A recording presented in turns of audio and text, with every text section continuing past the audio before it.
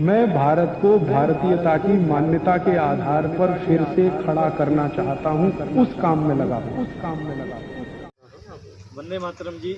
जनता सरकार मोर्चा और श्री राजीव दीक्षित जनसेवा संस्था की आज बैठक रखी गई है, साप्ताहिक बैठक बलदेव नगर अम्बाड़ा में, जिसका मुख्य उद्देश्य आज का 11 सितंबर है, जो सरकार द्वारा राष्ट्रीय शोक की घोषणा की गई है। राष्ट्रीय शोक की घोषणा क्यों की गई है? जैसे कि आप सबको पता है, ब्रिटेन की महारानी का जो निधन हुआ है उसके उसमें मरी वो है और राष्ट्रीय शोक भारत में मनाया जा रहा है। तो हम इसके विरोध में यहाँ पे एकत्रित हुए हैं। और जैसा कि आपको पता है कि राष्ट्रीय ध्वज को झुकाया गया है हमारे, तो उस राष्ट्रीय ध्वज को झुकाया गया जिसके लिए हमारे 7,32,000 क्रांतिकारियों ने शहादत दी है।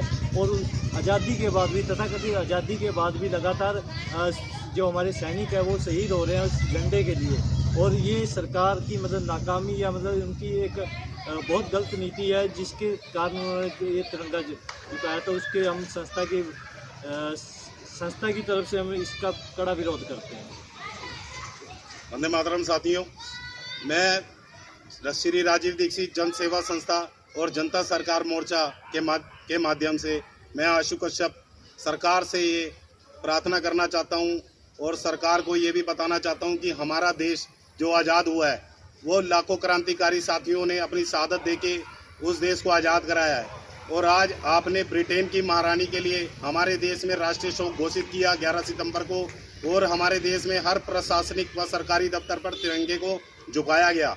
आज हम इस बात का विरोध करने के लिए यहाँ पर एकत्रित हुए हैं कि हमारे राष्ट्रीय ध्वज को किसी अंग्रेजी महारानी के निधन पर नहीं झुकाया जाएगा।